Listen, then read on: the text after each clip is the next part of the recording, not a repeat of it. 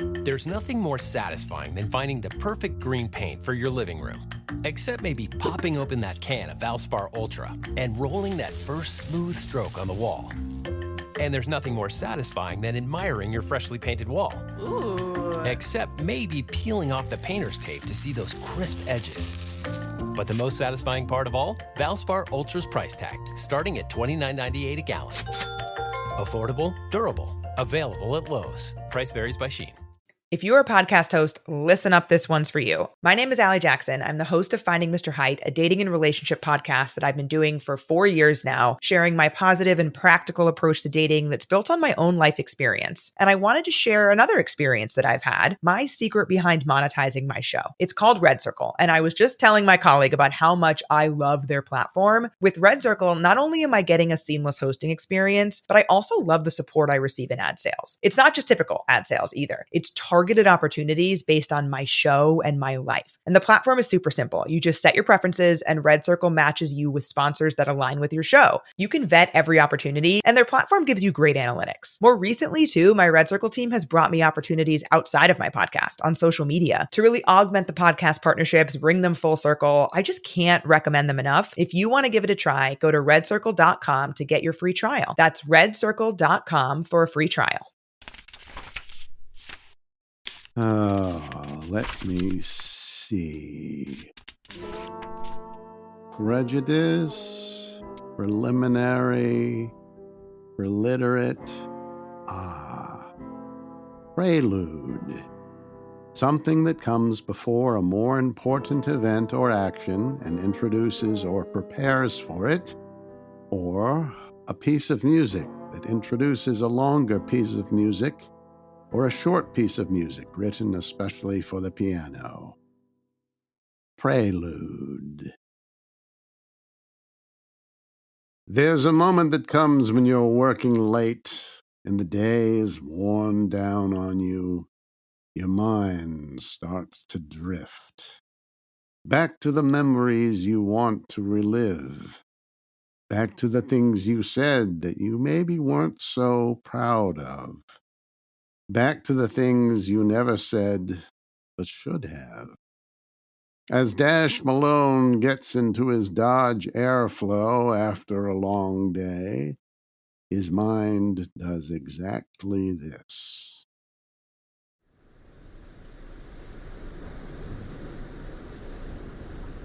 Dash.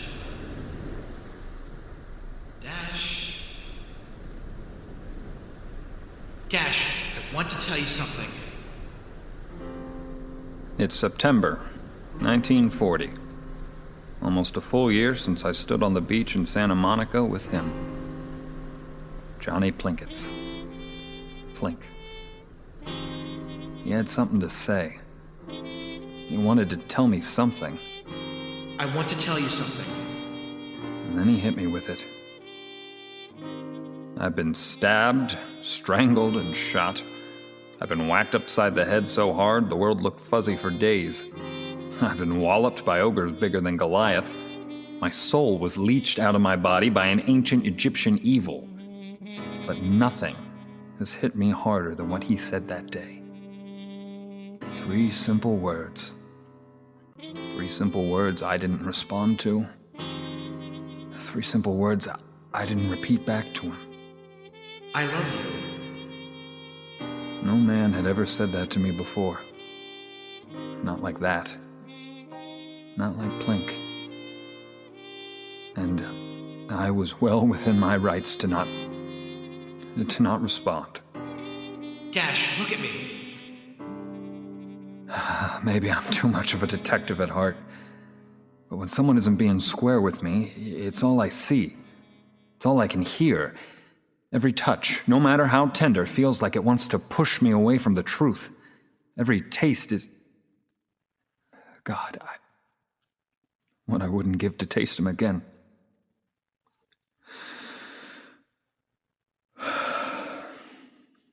Plink. Plink was up to something. This is the thing, Dash. Something he wasn't telling me. The thing that'll make you never doubt me again. Something he couldn't tell me for fear For fear of what? He hasn't been square with you since jump.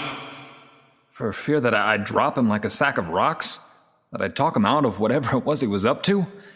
That he'd talk me into it?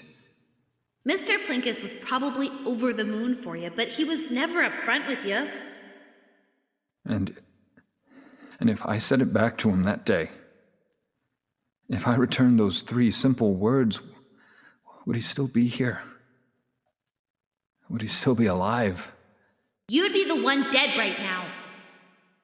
I have turned this over so much in my mind. Every question is an answer that leads into another question, like a snake eating its own tail. The Ouroboros. There's no closure I can find. Nothing that puts it to bed. It doesn't stop. I was just crazy about the guy. He was all I could think about. He's all I still think about. And oh God, I want to. I want to put this behind me. All of it.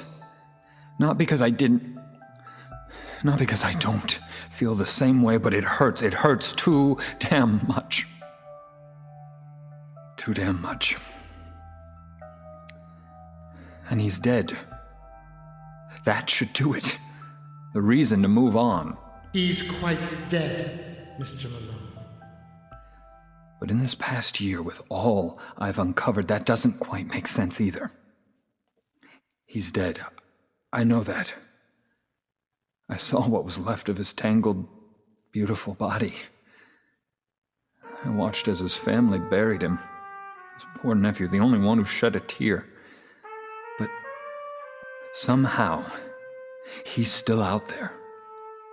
I've seen him on another plane of existence. At the museum, after we stopped that damn mummy, he was there. In that place, where it's immensely vast and all white. He was pleading with me, but I couldn't hear anything he was saying. I kissed him, and then he was gone. Months went by until, at the Turnstile Motel with Hayes, I had dropped the ID bracelet Plink had engraved for me in Egypt. Just know what it says is written on my heart. And when Hayes handed it to me, when I touched it, I heard him again. I knew it was what he had been trying to tell me. The next time we meet, you'll understand. I promise. Later that same night, a hulking monster tried to kill Sal, Cindy, Griff, and I... They say that I exploded, blasted that thing with a white light, but I don't remember that. I wasn't there. Not anymore. I had crossed back over into that place, so vast and white. That place, I saw him before, and he was there. I could see him. I could hear him. Plink. But he found me. He emerged in me. I called out to him, but he didn't hear me. And he was talking to someone, a sister. I couldn't understand. Goodbye, sis. Or should I say, go to hell, Scorpion. You can't stay. I didn't try to stop you. And that was all. That was it. And that was months ago, and now, nothing. I've been doubting if any of it was even real. My shattered heart must have created this specter for my broken mind. But the bracelet, engraved with an ancient prayer around my wrist, tells me different. You have emerged in me. The mark on my arm, the Ouroboros, the one that's changed since I last saw Plink, it proves it all. So I have emerged in you. Cindy and Sal want me to talk about it. What good does that do? Nothing. Gets me nowhere. Nowhere that I can see. So I don't. I don't want to. I drink to make it go away, and it doesn't.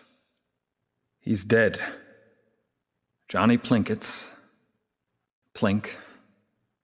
He wanted to get away from his past. He wanted to get away from Los Angeles. He wanted a new life. Not just for him, but for... Well, it doesn't matter now, does it? It was just a stupid dream. It was just a crazy wish. It was just a foolish prayer. And Johnny Plinketts, Plink, is dead. Isn't he?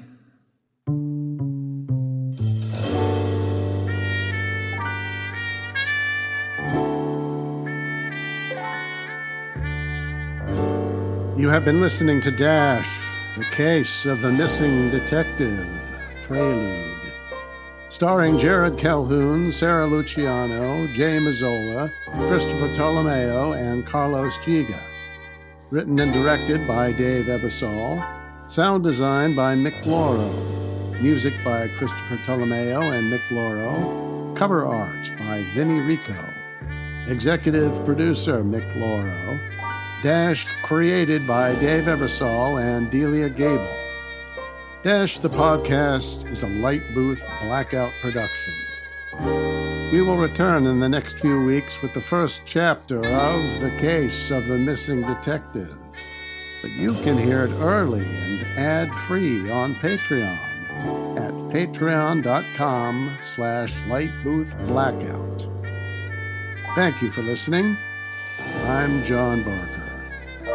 Until next time, keep your eyes peeled. Once you know what to watch for, you always know there's more to the story.